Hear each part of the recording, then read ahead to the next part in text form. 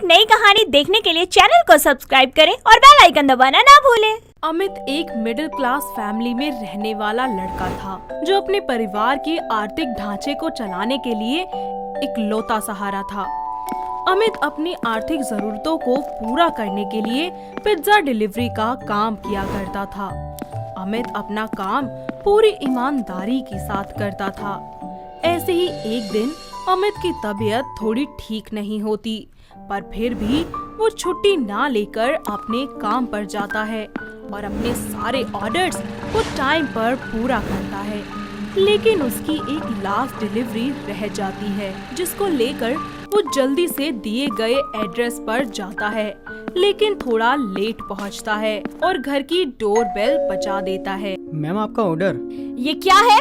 इतनी late delivery? यही services है आपकी कंपनी की? I am sorry ma'am. What sorry? तुम 10 मिनट लेट हो पूरे। अब पिज्जा फ्री है मेरा और कोई पेमेंट नहीं करने वाली मैं तुम्हें, समझे? तुम निकलो यहाँ से। प्लीज मैम आप ऐसा मत कीजिए। आप पेमेंट नहीं करोगी तो मैं इसकी पेमेंट कहाँ से करूँगा? प्लीज मैम मेरी नौकरी चली जाएगी, ऐसा मत करो।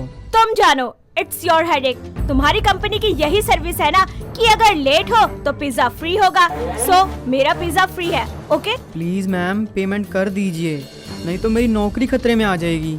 फिर मैं क्या करूँगा मैम? अपना घर कैसे चलाऊंगा? No means no. मैंने कह दिया कि जब मैं कोई पेमेंट नहीं करूंगी तो इट मीन्स नहीं करूंगी, और तुम्हारी कंप्लेन करूंगी वो अलग। जॉब तो तुम्हारी जाएगी ही, साथ ही साथ कहीं दूसरी जगह तुम्हें जॉब भी नहीं मिलेगी। तो तुम्हारे लिए अच्छा यही है कि मुझे मेरा पिज्जा दो और निकलो यहाँ से। अमित उस लड़की से रिक्वेस्ट करता रहता है, पर हिना नहीं मानती और फ्री में पिज्जा की मांग करती है। अमित के मना करने पर हिना उससे जबरदस्ती करने लगती है और बोलती है, पिज्जा तो तुम्हें फ्री देना ही पड़ेगा, मैं भी देखती हूँ कैसे नहीं देते। इतना बोलकर हिना अमित के हाथों से पिज्जा छीनने लगती है और उनके बीच हाथापाई हो जाती है, जिसमें हिना के हाथ में चोट लग जाती है। इस सब से डरकर अमित वहाँ से भाग जाता है। तो वहीं हिना थोड़ी देर बाद अपना एक वीडियो बनाकर सोशल मीडिया पर डाल देती है। हेलो फ्रेंड्स, मैं हिना लाजपत नगर से हूँ और मैं एक एमएनसी कंपनी की एम्प्लॉय हूँ। मैं आप सबको कुछ बताना चाहती हूँ कि आप सब जो भी ऑर्डर करते हैं उसे पूरी सेफ्टी के साथ ऑर्डर करें, क्योंकि आज मेरे साथ एक एक्सीडेंट हुआ है। मैंने इस कंपनी से पिज्जा ऑर्डर किया था और मेरा ऑर्डर पूरे 10 मिनट लेट था। जब मैंने पिज्जा डिलीवरी बॉयज अपना पिज्जा फ्री करने की मांग की तो वो जबरदस्ती मुझे धक्का देकर वहाँ से भाग गया, और जैसा कि आप देख सकते हैं कि मेरे हाथ में कितनी चोट लगी है। मुझे फ्रैक्चर आया है और अब मैं कोई काम नहीं कर सकती। प्लीज फ्रेंड्स, मैं आपसे रिक्वेस्ट करती हूँ कि आप अगर कुछ भी ऑर्डर करें तो पूरी सेफ्टी के साथ करें। जो गलती मैंने की है वो आप ना करें और ऐसे घटिया पिज्जा डिलीवरी बॉयज के खिलाफ आवाज उठाएं। मुझे सपोर्ट करें। हिना की वीडियो वायरल हो जाती है, साथ ही उसे पब्लिक की सिंपैथी भी मिलने लगती है और अमित को उसकी नौकरी से हाथ धोना पड़ता है। तो वहीं कुछ समय बाद पुलिस अमित को वीडियो के बिहाफ पर गिरफ्तार कर लेती है। जैसे ही पुलिस अमित को पकड़ती है, ये बात पूरे सोशल मीडिया में आग की तरह फैल जाती है। पुलिस अमित को थाने ले जाकर उससे पूछताछ करती है और कहती है, हाँ ये बता क्यों मार का भाजा छोरी ने? सर मैं सच बोल रहा हूँ, मैंने जानबूझकर कुछ नहीं किया। मेरी थोड़ी तबीयत ठीक नहीं थी इसलिए डिलीवरी लेट हुई, और मैंने उनको नहीं मारा बल्कि वो मुझे मार रही थी। यहाँ तक कि उन्होंने मुझे चप्पल से भी मारा।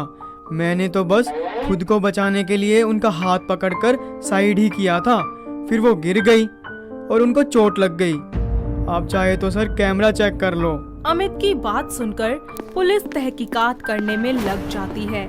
बिल्डिंग के सीसीटीवी कैमरा फुटेज देखती है, साथ ही उन लोगों से भी बात करती है जो पहले से ही हिना के टच में थे। आप हिना की दोस्त हो ना? जी हाँ। आपने बेरा है, आपकी दोस्त गला क्यों होया है? जी हाँ, उसके हाथ में चोट लग गई है और उसका वीडियो मैंने भी देखा था। अच्छा तो आप न्यू बताओ, आपके सामने भी हुआ है कदई सा? हिना जी ने और भी किसी डिलीवरी बॉय के साथ ऐसा ही किया था क्या?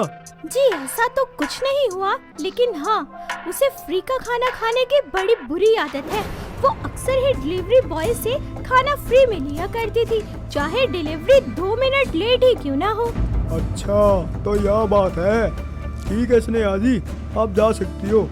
स्नेहा की बातों से सच का एक नया चेहरा सभी के सामने आता है और जैसे ही पुलिस को ये बात पता चलती है तो वो अपना एक नया स्टेटमेंट जारी करते हैं।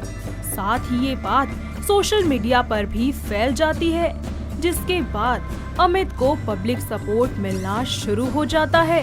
तभी अमित का दोस्त उससे बात करता है और कहता है, अरे भाई मेरी बात मान तू तो उस लड़की पर मानहानि का केस दर्ज करवा दे, तब उसकी अकल एकदम ठिकाने आ जाएगी। और तू टेंशन मत ले, हम सब तेरे साथ हैं।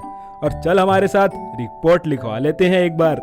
हाँ भाई तू सही कह रहा है, मुझे अब ये करना ही पड़ेगा, वरना मेरी पूरी लाइफ खराब हो जाएगी और सभी मुझे ही गलत समझेंगे, जबकि मेरी कोई भी गलती नहीं है।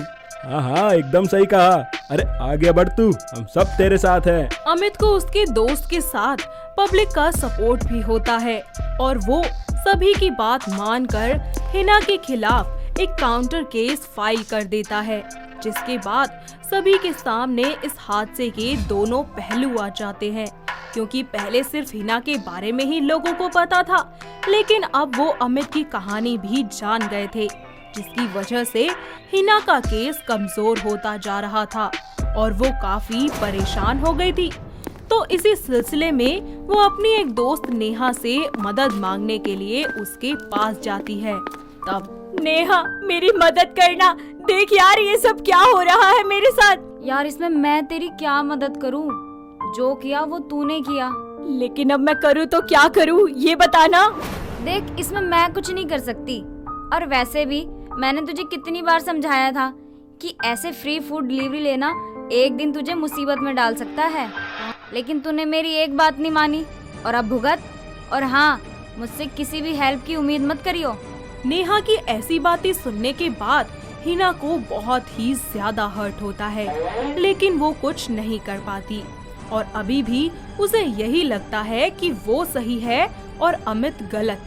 तो वहीं दूसरी तरफ अमित की कहानी को सपोर्टर्स मिलते ही जा रहे होते हैं, जिसे देखकर धीरे धीरे हिना को अपनी गलती का एहसास होने लगता है। वो बहुत ही ज्यादा गिल्टी फील करती है और जब उसे ऐसा लगता है कि अब वो बर्दाश्त नहीं कर पाएगी और किसी को अपना चेहरा नहीं दिखा पाएगी, तो वो अपने गिल्ट के चलते शहर छोड़कर किसी दूसरे शहर में चली जाती है और पुलिस उसकी तलाश करती रहती है। तो दोस्तों, कैसी लगी आपको ये पिज्जा डिलीवरी बॉय की कहानी? क्या आपके घर के आसपास भी कभी ऐसा हुआ है? तो एक बात जरूर ध्यान रखें कि हमेशा हर बार लड़के ही गलत नहीं होते, कभी कभी लड़कियों की भी गलती होती है। तो किसी भी कहानी के दोनों पहलू जाने बिना उन्हें जज नहीं करना चाहिए। तो दोस्तों, अगर ऐसी कहानी आप पहले भी सुन चुके हैं या आपको कुछ पता है तो हमें जल्दी से कमेंट करके बताइए। दोस्तों, अगर आपको ये कहानी पसंद आई तो इसे लाइक करें, शेयर करें और कमेंट करके बताएं कि कहानी में आपको सबसे अच्छा क्या लगा।